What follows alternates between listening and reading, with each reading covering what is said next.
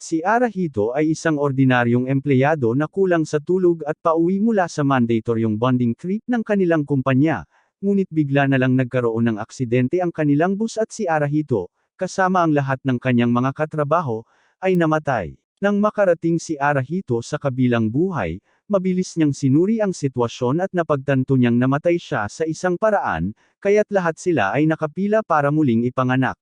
Medyo nababahala siya sa simula, pero nang mapagtanto niyang hindi na siya kailangang pumasok sa trabaho bukas, napagtanto niyang baka hindi naman pala masama ang buong reincarnating na ito. Nang dumating na ang kanyang turno, sinalubong siya ng kanyang gabay, pero hindi naman talaga siya nag-abayan ng maayos. Binigay lang niya kay Arahito ang isang card at sinabi na pagdating niya roon, ang unang bagay na gusto niyang gawin ay pumunta sa guild at magparehistro doon. At bago pa man makapagtanong si Arahito kung ano ang guild, itinulak siya nito pasulong, muling isinilang sa Labyrinth Country. Wala talagang gaanong impormasyon si Arahito, kaya nagpasya siyang pumunta sa guild tulad ng sinabi ng gabay, at pagdating niya roon, nakita niya ang isang babae na nakasuot ng uniforme ng kanyang kumpanya na nasa desk na. Naalala niya na siya ay nasa parehong bus nila, at mukhang narito siya para magparehistro tulad niya. Ang pangalan niya ay Suzuna, at pagkatapos ma-evaluate, binigyan siya ng trabaho bilang isang miko. Pinasalamatan niya ang receptionist sa kanyang tulong at malapit nang umalis sa guild hall. Ngunit bigla, may isang batang babae na hamarang sa kanya upang makuha ang kanyang atensyon. Tinanong ni Suzuna siya kung may nagawa siyang mali dahil bago pa lang siya sa bayan, pero alam na ni Alicia iyon dahil sinumang nagre-rehistro sa guild sa unang pagkakataon ay tiyak na isang baguhan na bagong muling isinilang dito. Sinabi niya kay Suzuna na wala siyang ginawang mali. Ang totoo, si Alicia ay kasalukuyang naghahanap ng isang tao na magiging rearguard sa kanyang grupo dahil may kaunting kapintasan ang kanyang vanguard na trabaho. Napansin ng iba sa guild na sinusubukan ni Alicia na mag-recruit ng isa pang baguhan, at nagsimula silang magpusta kung gaano katagal tatagal si Suzuna bago niya iwanan si Alicia dahil hanggat may ganoong kapansanan si Alicia, hindi siya makakalayo. Narinig ni Arahito ang lahat ng kanilang sinasabi, pero hindi siya sigurado kung ano ang ibig sabihin nito. Patuloy na nakiusap si Alicia kay Suzuna na sumama sa kanyang grupo, at sa kanyang gulat, pumayag si Suzuna na sumama. Inaasahan ni Alicia na baka umalis si Suzuna pagkatapos niyang marinig ang mga balita, kaya tinanong niya ito kung sigurado siya, at sinabi ni Suzuna na oo, kaya umalis silang dalawa sa guild upang simulan ang kanilang unang misyon. Pagkatapos nilang umalis, tinawag ng receptionist si Arahito at tinanong siya kung narito rin siya para irehistro ang kanyang lisensya, at kinumpirma niya na oo, kaya tinanong siya ng receptionist na lumapit upang matulungan siyang magsimula. Ipinakilala ng receptionist ang kanyang sarili bilang si Luisa, at ipinaliwanag niya na sa Labyrinth Country, tanging mga nakarehistrong adventurer lamang ang pinapayagang pumasok sa labyrinth, kaya kailangan ni Arahito na magparehistro ng opisyal kung nais niyang magsimula. Hiningi niya ang kanyang lisensya, pero bago iyon, tinanong siya ni Arahito kung ano ang ibig niyang sabihin nang sabihin niyang ito ay Labyrinth Country. Ipinaliwanag ni Luisa na ito ay isang bansa na tahanan ng maraming seekers na nag-iimbestiga sa mga labyrinth at ng mga sumusuporta sa kanila. Paminsan-minsan, ang mga kaluluwa ng tao ay muling isinisilang sa Labyrinth Country, at nagsisimula sila ng bagong buhay bilang mga seeker, kaya sanay na ang lahat sa proseso ngayon. Nahihirapan pa ring maalala ni Arahito kung paano siya namatay, pero nauunawaan niya ang nangyayari dito, kaya tinanong niya si Luisa kung paano siya dapat magparehistro, at ipinaliwanag niya na medyo simple lang ang proseso. Ang kailangan lang niyang gawin ay pumili ng trabaho na sa tingin niya ay pinakaangkop sa kanya, at kung matutukoy ng sistema na tugma ang kanyang mga kasanayan, ito ay maaaprubahan. Naglaan si Arahito ng oras upang pag-isipan ang mga bagay-bagay, at naaalala niya kung paano siya pinahirapan ng kanyang masyadong masigasig na manager sa kanyang nakaraang buhay. Ngunit ngayon na siya ay nasa Labyrinth Country, ayaw niyang maulit ang nangyari noon, kaya nagpasya siyang bigyan ng sarili ng trabaho na magbibigay sa kanya ng maginhawa at relax na buhay. Ngunit, sandali lamang, narinig niya ang matinis na boses ng kanyang manager na nakatayo sa likuran niya, at halos magkaatake siya sa puso. Ang pangalan ng kanyang manager ay Igarashi, at hindi niya akalain na makikita niya ito rito, pero dahil ang buong koponan ay muling isinilang, may katuturan na nandito rin siya. Nahihirapan pa rin siyang maniwala na totoo ang lahat ng ito dahil mukhang isang cosplay event dito, pero kailangan na lang niyang masanay sa realidad na kailangan nilang makipaglaban sa mga halimaw sa mundong ito para makaligtas. Hindi naiintindihan ni Arahito kung ano ang ibig niyang sabihin doon, pero ipinaliwanag ni Igarashi na iyon ang ginagawa ng mga seekers dito para kumita, kaya kailangan nilang gawin din iyon. Tinanong niya si Arahito kung nakapili na ba siya ng trabaho, at may masamang kutob si Arahito tungkol dito dahil sa kanyang mapang-utos na personalidad, malamang napipilitin siya nitong kumuha ng trabahong maginhawa para sa kanya, kaya mabilis niyang binago ang usapan at tinanong siya kung anong trabaho ang pinili niya para sa sarili niya. Medyo nababahala si Igarashi sa katotohanan na patuloy pa ring formal ang pagsasalita ni Arahito sa kanya dito dahil hindi na siya ang boss nito, at umaasa siyang magkakaroon sila ng mas pantay na relasyon, ngunit ipinaliwanag niya na pinili niya ang trabaho ng Valkyrie, at tila nangangahulugan ito na makakagamit siya ng ilang espiritu na mahika.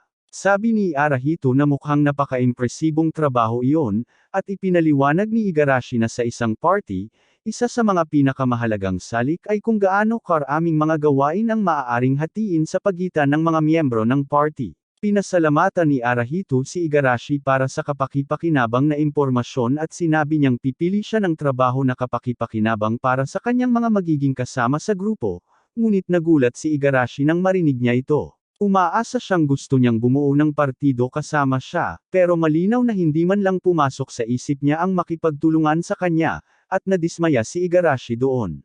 Gayunpaman, hindi niya pinapakita ang kanyang pagkadismaya at nagpaalam muna. Habang naglalakad palayo si Igarashi, napansin ni Arahito na tila medyo iba siya sa karaniwang asal nito sa kanya kanina, pero inisip na lang niya na naguguluhan ito dahil sa buong reincarnation na bagay. Noong mga sandaling iyon, tinanong ni Luisa si Arahito kung handa na ba siyang pumili ng kanyang trabaho, ngunit wala pa rin siyang ideya kung ano ang pipiliin, kaya nagpasya siyang ipaliwanag pa ng kaunti ang tungkol sa mga trabaho sa kanya. Sabi niya na ang trabaho ng seeker ay direktang nakakaapekto sa kanilang contribution points, at ang contribution points ay pangunahing indikasyon kung gaano kalaki ang naiaambag ng isang miyembro ng partido sa pangkalahatang pagganap ng koponan, kabilang ang pagpatay sa mga halimaw, paghahanap ng kayamanan, at pagliligtas sa mga kasamahan. Ang bilang ng mga puntos na mayroon ka ang nagtatakda ng iyong pwesto sa leaderboard, na sa turn ay nagtatakda ng iyong katayuan sa Labyrinth Country. Sa asensya, ito ang nagtatakda kung makakakain ka ng masarap na pagkain o matutulog ka sa isang stall sa gabi, kaya't napakahalaga nito. Ayaw ni Arahito na mapunta sa isang stable, kaya gusto niyang pumili ng isang bagay na mataas ang demand. Naalala niya na si Alicia ay naghahanap ng rearguard, kaya tinanong niya si Luisa kung ang mga rearguard ay in demand, at sinabi niya na tiyak na oo dahil tumutulong sila sa pagsuporta sa grupo mula sa likuran at mahalaga sa tagumpay ng misyon. Nang marinig ito, nagpasya si Arahito na isulat ang rearguard bilang kanyang trabaho, ngunit hindi niya naisip na ang rearguard ay isang pangkalahatang pangalan lamang para sa mga trabaho ng suporta, kaya nang makita ni Luisa na talagang isinulat niya ang rearguard, naguguluhan siya dahil wala pa siyang naranasang ganito dati at wala rin siyang ideya kung ano ang magiging kakayahan ni Arahito. Kaya ayaw niyang sabihin ito, pero sinabi niya kay Arahito na malamang mahihirapan siya sa pagbuo ng isang grupo. Pakiramdam niya ay may kaunti siyang pananagutan sa sitwasyon ni Arahito dahil hindi niya ito maayos na naipaliwanag sa kanya, kaya para matulungan siya ng kaunti, binigyan niya ito ng ilang mercenary tickets na magagamit niya hanggang malaman niya kung ano ang kanyang mga lakas at kahinaan. Sa kanyang job card, nakita niya na mayroon siyang malawak na hanay ng mga kasanayang pinapayagan siyang pagtuunan ng pansin, at mula ito sa mga bagay tulad ng defense support at attack support hanggang sa recovery support. Ang mga kasanayan ay mukhang kapakipakinabang, ngunit ang pinaka-interesado si Arahito sa ngayon ay ang pagpapataas ng kanyang depensa, at pagkatapos subukan ng depensa na suporta, iniisip niyang mag-spec sa recovery support para makapagpagaling. Pero pagkatapos pag-isipan ito ng mabuti, nagpasya siyang ipagpaliban iyon dahil hindi niya alam kung may mga potion o iba pang paraan ng pagpapagaling. Kaya't nagpasya siyang ilagay ang kanyang unang puntos sa suporta ng depensa, ngunit habang ginagawa niya ito, wala siyang nakikitang kapansin-pansing pagbabago sa kanyang katawan. Wala siyang paraan para malaman kung talagang pinabayaan niya ang sarili niya sa trabaho hanggang hindi siya sumali sa isang grupo, kaya susunod na lang siya sa Agos. Pumunta siya sa guild ng mga bayaran upang tingnan kung ano ang maaari niyang gawin sa mga tiket na ibinigay sa kanya, at ang tiket ay tila nagpapahintulot sa kanya na pumili ng isang bayaran upang makipaglaban sa kanyang panig pansamantala. Kaya't tinanong ni Arahito kung makakakuha siya ng isang Vanguard fighter na gumagamit ng kalasag. Ipinaliwanag ng babae na ang tanging natitirang bayaran nila ay isang babaeng butiki, pero siya ay isang rogue, kaya tiyak na magiging kapaki-pakinabang siya kay Arahito. Gusto lang talagang makakuha ni Arahito ng pagkakataon na subukan ang kanyang mga support spell, kaya pumayag siyang kunin ang babaeng butiki, at umalis ang attendant para tawagin siya. Habang wala siya, nagsimula si Arahito na mag-isip kung ano ang hitsura ng isang babaeng butiki, ngunit nang bumalik siya, nagulat siya nang malaman na ang babaeng butiki ay isang magandang dalaga. Sinabihan siya na ang pangalan niya ay Teresia, pero nahihirapan si Arahito na maniwala na siya talaga ay isang butiki dahil mukhang tao naman siya. Nilinaw ng attendant na si Teresia ay dati ng tao, pero lalo lang nalilito si Arahito. Kaya ipinaliwanag niya na ang demi-human ay kung ano ang nagiging anyo ng tao kapag pinatay sila ng isang halimaw sa labyrinth. Gayunpaman, sa ilang mga kaso, posible na maibalik sila sa kanilang orihinal na anyo pagkatapos na siyang nangyari kay Teresia. Kahit na naibalik ang kanyang anyo, hindi posible na makipag-usap sa kanya, at kaya lamang niyang sumunod sa mga utos na ibinibigay sa kanya sa estado na ito. Medyo weirded out si Arahito sa buong ayos pero wala siyang masyadong pagpipilian kung gusto niyang umusad sa mundong ito, kaya ipinakilala niya ang sarili niya kay Teresia at sinabi sa kanya na makikipagtulungan siya sa kanya sa ngayon.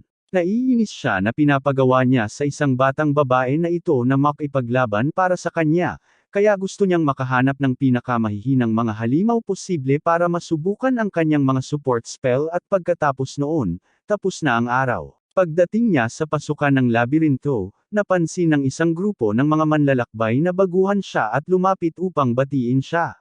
Ang leader ng grupo ay si Ribo, at ipinaliwanag niya na ang kanilang grupo ay gumagana bilang isang rescue team sa labirinto. Sa madaling salita, tuwing may nasasaktan sa dungeon at hindi makagalaw, pinapadala sila para tulungan silang makalabas, pero hindi sila makapunta sa lahat ng lugar ng sabay-sabay, kaya pinapaalalahanan nila si Arahito na kailangan niyang maging maingat doon. Tinanong ni Arahito kung talagang delikado sa dungeon, at sinabi ni Ribo na malamang wala siyang dapat ipag-alala dahil may kasama siyang bayaran, kaya basta't hindi niya targetin ang mga halimaw na mas mataas ang antas sa kanya, ayos lang siya. Gayunpaman, malinaw niyang sinabi na kung sakaling makatagpo si Arahito ng isang named monster, dapat siyang tumakbo kaagad dahil wala siyang laban sa ganoong uri ng halimaw.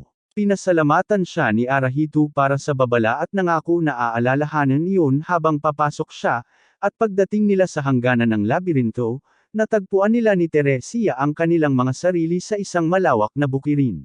Hindi nagtagal at nakatagpo sila ng isang halimaw doon, at dahil mukhang isang walang panganib na bola ng balahibo, hindi iniisip ni Arahito na ito ay isang malaking banta, ngunit si Teresia, sa kabilang banda, ay alam na alam kung gaano ito delikado, kaya't nang malapit na itong umatake, tumalon siya sa harap ni Arahito at hinarang ito para sa kanya. Nabawasan ng malaking bahagi ng kanyang buhay ito, at nagulat si Arahito nang makita ito, dahil hindi niya kailanman naisip na ang isang level 1 na halimaw ay ganito kalakas. Muling umatake ang halimaw kaya muling hinaharangan ni Teresia ang kanyang atake, ngunit hindi na siya makakatagal ng matagal, kaya kailangang gumawa ng mabilis na hakbang ni Arahito, at doon niya naalala ang defense support skill na na-unlock niya kanina.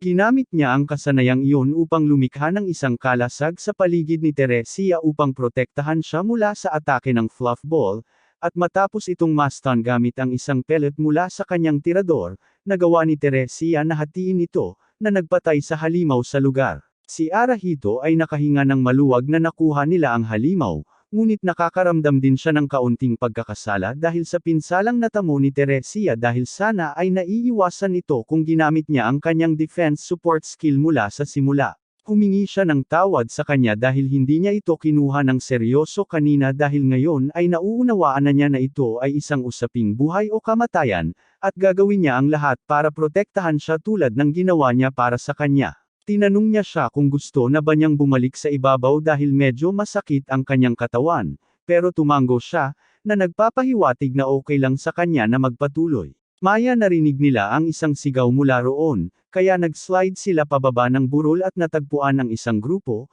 kasama si Igarashi, na nahaharap sa isang kilalang halimaw. At alam na ni Arahito na hindi ito magtatapos ng maayos. Ay nang halimaw ang isa sa mga adventurer, inactivate ni Igarashi ang kanyang blink step skill upang subukan ang lalaki palayo, at siya ay labis na natatakot sa ideya ng pagkamatay sa isa sa mga halimaw na ito kaya agad niyang ginamit ang exit card, isang item na nagpapahintulot sa kanya at sa buong grupo na agad na mag-teleport palabas ng dungeon kapalit ng ilang contribution points. Habang ina-activate niya ang card, lahat ng miyembro ng kanyang grupo ay nagsimulang magliwanag bago mag-teleport palayo, ngunit napansin ni Arahito na hindi talaga nag-teleport si Igarashi kasama nila, kaya't hindi pala siya bahagi ng kanilang grupo. Sumigaw siya sa kanya at sinabi niyang pupunta siya para tumulong, pero nang magpapaputok siya sa halimaw, wala itong kahit kaunting pinsala. Sinabi ni Igarashi kay Arahito na umalis na habang kaya pa niya dahil ito ang laban niya,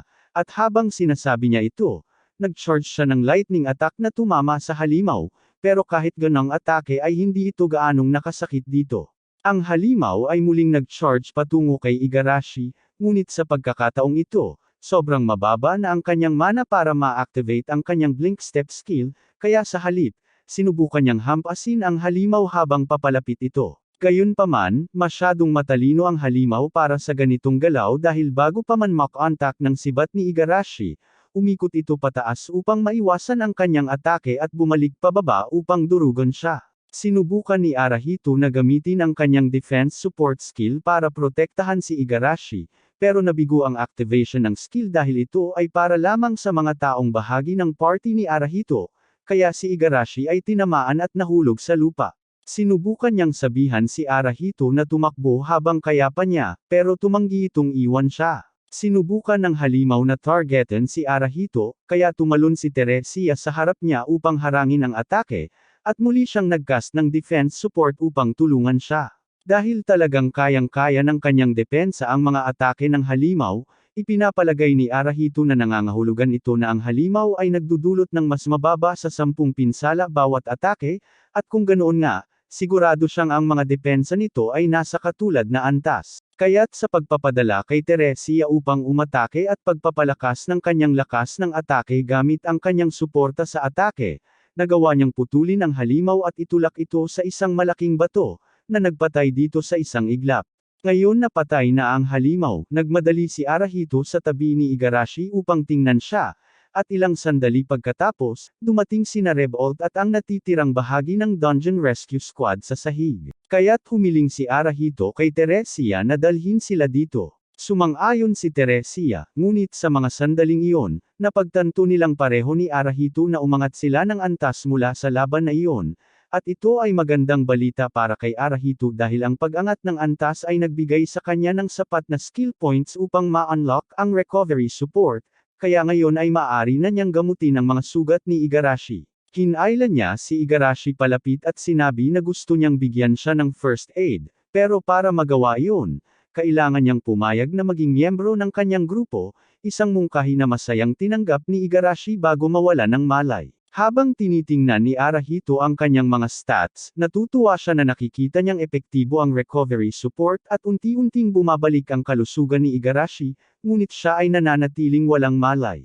Kaya pinayagan niya sina Revolt at ang natitirang bahagi ng rescue team na dalhin siya sa isang tamang manggagamot upang makakuha siya ng paggamot. Pagkatapos noon, kinuha ni Arahito ang pulang bola ng bulak at naghahanda ng umalis, ngunit bigla, lumapit sina Alicia at Suzuna dahil narinig nila ang kaguluhan mula sa lugar na ito at nais nilang tingnan ito. Tinanong nila si Arahito kung ano ang nangyari, at ipinaliwanag niya na nagkataon lang na nakatagpo siya ng isang named monster, pero ayos na ang lahat ngayon dahil nagawa niyang talunin ito. Alicia ay nagulat nang marinig ito dahil ang mga named monster ay napakadelikado na kayang magpahamak ng buong level 3 na koponan kung hindi mag-iingat, kaya't namangha siya na nakaligtas si Arahito, lalo na't natalo pa ito, at inisip niya na tiyak na mayroon siyang napakagandang rearguard para magawa yon. Naalala ni Arahito na naghahanap si Alicia ng rearguard kaninang umaga, at sigurado siyang magmamakaawa ito na sumama sa kanyang grupo kung malaman niyang siya ang rearguard na nagbigay daan sa tagumpay na ito, kaya nagpasya siyang itago muna iyon upang maiwasan ang abala. Pagkatapos, nang makabalik si Arahito sa bayan, pumunta siya sa Mercenary Guild upang ibalik kay Lila, at natuwa si Lila nang makita niyang pareho silang nakabalik ng buo. Sinabi niya kay Teresia na ibigay ang kanyang sandata sa Panday at bumalik sa loob, na sinang-ayunan naman ni Teresia sa pamamagitan ng pagtango, ngunit sa gulat ni Lila, bago umalis, ipinatong ni Teresia ang kanyang kamay sa dibdib ni Arahito upang magpaalam. Hindi kailanman nag-alala si Teresia sa sinuman ng labis upang gusto niyang magpaalam sa kanila dati, kaya nagtataka si Lila kung ano ang maaaring nangyari upang isipin niya si Arahito ng may pagmamahal, ngunit habang nasa paksa sila, tinanong ni Arahito si Lila kung may paraan ba para makuha niya si Teresia na permanenteng sumali sa kanyang grupo. Karaniwan, hindi pinapayagan ni Lila na bilhin ng direkta ang kanyang mga mercenaryo, pero dahil alam niyang may magandang ugnayan sina Arahito at Teresia, sinabi niya sa kanya na kailangan lang niyang makakuha ng 100 copper tickets, at hindi yun mukhang masyadong mahal kay Arahito, kaya nagpasya siyang gawing susunod na layunin niyon. Pagkatapos noon, bumalik siya sa guild upang kunin ang kanyang gantimpala para sa pagpatay sa pulang bola ng bulak, ngunit ayaw niyang magdulot ng gulo dito, kaya't tinanong niya si Luisa kung may lugar ba silang mapag-uusapan ng pribado. Pagdating nila sa isang pribadong silid, binasa ni Luisa ang ulat mula sa seeker card ni Arahito, at namangha siya nang makita niyang pinatay ni Arahito ang isang pulang bola ng bulak, isang halimaw na may gantimpalang 20 ginto, na nagbigay sa kanya ng kabuoang 280 puntos ng kontribusyon. Binanggit din ni Arahito na mayroon siyang tanong tungkol sa halaga ng tiwala na nakalista sa card, at ipinaliwanag niya na ito ay isang quantification kung gaano siya kaayos makisama sa ibang mga seeker sa kanyang grupo, ngunit ang pinakamataas na nakita niyang pagtaas ng tiwala sa isang araw ay 5, kaya hindi niya maintindihan kung paano naging kasing lapit ni Arahito si Teresia sa loob ng isang araw. Inaasahan ni Arahito na may kinalaman dito ang kanyang kasanayan dahil, bilang isang rearguard, kailangan niyang magkaroon ng magandang relasyon sa iba pang miyembro ng kanyang grupo upang maging epektibo ang kanilang trabaho. May kutob si Arahito na ang ganitong kakayahan ay maaaring maging abala sa hinaharap, ngunit sa ngayon, humihiling siya kay Luisa na itago ang buong pag-uusap na ito dahil ayaw pa niyang kumalat ang balita tungkol sa kanyang mga kakayahan. Naiintindihan ni Luisa, kaya nangako siyang hindi niya ito sasabihin kaninuman, at sa meantime, ipinaalam niya kay Arahito na dahil sa kanyang pagganap ngayon, siya ay nasa itaas na kalahati ng lahat ng mga seeker, at kwalipikado na siya para sa panuluyan sa District 8 Suite. Dagdag pa rito, sinabi niya sa kanya na si Igarashi ay kamakailan lang nagising sa emergency room, kaya dapat na niyang makausap ito ngayon. Si Igarashi ay kasalukuyang nakahiga sa kama, tinitingnan ang kanyang seeker card na may kabuuang 0 contribution points nang pumasok si Arahito, at natuwa siyang makita na okay siya, pero hindi siya masyadong maganda ang pakiramdam sa kanyang sarili ngayon. Pinili lang niya ang trabaho ng Valkyrie dahil akala niya cool ito, pero hindi siya makahanap ng grupo na gustong tumanggap sa kanya, at kahit sa simula akala niya kaya niyang mag-isa, natambush siya at kinailangan pang iligtas. Pakiramdam niya ay talagang isang kabiguan siya, pero sinabi ni Arahito na sa totoo lang, inisip niyang ang galing-galing niya noon dahil nagkaroon siya ng lakas ng loob na lumaban sa halimaw mag-isa. Ang makita siyang ganon ang nagbigay sa kanya ng motibasyon na magsikap na talunin ang halimaw na iyon, at ang marinig iyon mula sa kanya ay nagpapagaan kay Igarashi. Tinanong ni Arahito siya kung gusto ba niyang opisyal na sumali sa kanyang grupo, dahil ang huling pagkakataon ay pansamantalang pagsasama lang para magamot siya, at nangako siyang gagawin ang lahat ng makakaya niya para tulungan siya bilang rearguard. Labing masaya si Igarashi na inaanyayahan siya ni Arahito na sumali sa kanyang grupo, kaya't masaya niyang tinanggap ang alok nito at sinabi niyang inaasahan niyang makatrabaho siya, ngunit humiling siya na itigil na ni Arahito ang pakikipag-usap sa kanya sa parehong paraan na ginagawa nito noong siya ang kanyang nakatataas, dahil magkapantay sila dito. Matapos ma-discharge si Igarashi mula sa ospital, inimbitahan siya ni Arahito na manatili sa kanyang tirahan dahil wala pa siyang matutuluyan, at hindi siya makapagbayad ng marami dahil wala pa siyang kinikita. Sa daan, napansin ni Igarashi ang isang tindahan malapit na may magagandang damit sa bintana, at gusto niyang mamili, pero wala pa rin siyang pera. Gayunpaman, sinabi ni Arahito na wala siyang problema sa pagbili ng damit para sa kanya kung gusto niya, At tinanong siya ni Igarashi kung sigurado siya, pero sinabi niyang ayos lang, kaya nagpasya siyang tanggapin ang alok niya. Habang tinitingnan niya ang damit, binanggit ni Arahito na hindi pa niya talaga nakita si Igarashi na nakasuot ng ganang damit dati. Pero kadalasang dahil hindi sila nagkikita ni Igarashi sa labas ng trabaho, at isipin mo nga, hindi rin sila nagkikita sa mga company party. Ipinaliwanag ni Igarashi na may dahilan talaga para doon. Medyo nakakahiya itong sabihin ng malakas, pero dati siyang may curfew. Maaaring mukhang bobo na sabihin na may curfew siya sa kanyang edad, pero halos lahat ng aspeto ng kanyang buhay ay kontrolado ng kanyang mga magulang, kaya hindi siya makapagreklamo. Pagkatapos, sa isang pagkakataon, nakatanggap siya ng alok na kasal mula sa isa sa mga kliyente ng kanyang ama, at talagang ayaw niyang hayaang kontrolin ng kanyang mga magulang ang bahaging iyon ng kanyang buhay. Pero gusto niyang magtrabaho ng mabuti para maging independent, para hindi na makialam ang kanyang mga magulang sa kanyang mga desisyon. Pagdating ng gabi, umupo sina Igarashi at Arahito sa isang diner para kumain ng hapunan, at pakiramdam ni Arahito na mas naiintindihan na niya si Igarashi ngayon dahil sa wakas ay nauunawaan na niya kung bakit palagi itong matigas pagdating sa trabaho. Maya-maya, narinig niya ang ilang mga parokyano malapit sa kanila na nag-uusap tungkol sa narinig nilang bumalik na sa bayan si Death Sword. Sa simula, hindi pinansin ni Arahito ang kanilang pag-uusap, ngunit nang marinig niyang ang Death Sword na pinag-uusapan nila ay si Alicia pala, nahikayat ang kanyang interes. Narinig niya ang mga seeker na banggitin na sinunggaban ni Alicia ang isang baguhan matapos tumakbo ng buong lakas dito dahil umalis siya sa White Knight Brigade. Kinagabihan, naghahanda na matulog sina Igarashi at Arahito, at naglagay sila ng kurtina sa pagitan nila upang makapagbahagi ng kama. Ngunit sa gitna ng gabi, biglang gingising ni Igarashi si Arahito, at humingi siya ng tawad sa pag-abala sa kanya. Pero tinanong niya kung pwede bang humarap siya sa kabilang direksyon habang natutulog. Tiniyak ni Igarashi sa kanya na hindi ito dahil sa iniisip niyang gagawa siya ng kahit ano, pero sa hindi malamang dahilan, nang humiga siya ng patagilid, parang may kakaiba siyang naramdaman. At sa mga sandaling iyon, napagtanto ni Arahito na dahil nakaharap siya kay Igarashi sa kama, technical na nasa rear guard at vanguard positions sila, na nag-activate ng boosted affection part ng kanyang skill kay Igarashi, at kung mananatili siya dito ng mas matagal, maaaring maging napakakomplikado ng sitwasyon, kaya nagpasya siyang matulog sa sofa ngayong gabi. Wala siyang ideya na ang kanyang rearguard skills ay maaaring manatiling aktibo kahit labas ng laban, pero kung ganoon nga, kailangan niyang kumuha ng hiwalay na kama para sa sarili niya bukas. Kinabukasan, muli niyang nirente si Teresha upang makasama siya at si Igarashi sa labyrinth muli, ngunit bago pumasok, gusto ni Arahito kunin ang mga sandata at baluti na ginawa niya mula sa pulang bola ng bulak na pinatay niya.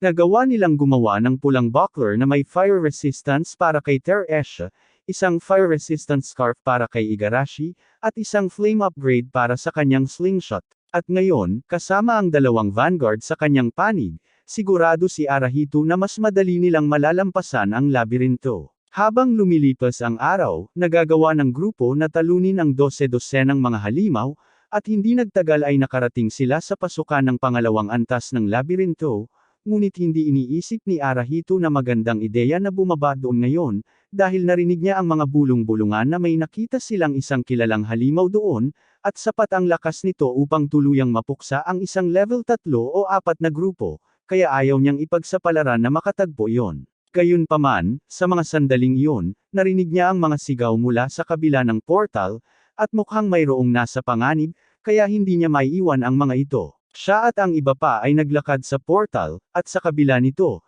natagpuan nila sina Alicia at Suzuna na nahaharap sa mismong halimaw na ikinababahala ni Arahito. Sinabi ni Alicia kay Suzuna na tumakbo na habang kaya pa niya at sumugod upang labanan ang halimaw, at nagawa niyang makagawa ng sapat na pinsala upang mapatay ito, pero may ilan pang mga halimaw na bubuyog na kailangang asikasuhin, kaya sinabi ni Arahito sa iba na tulungan siyang alagaan ang mga bubuyog.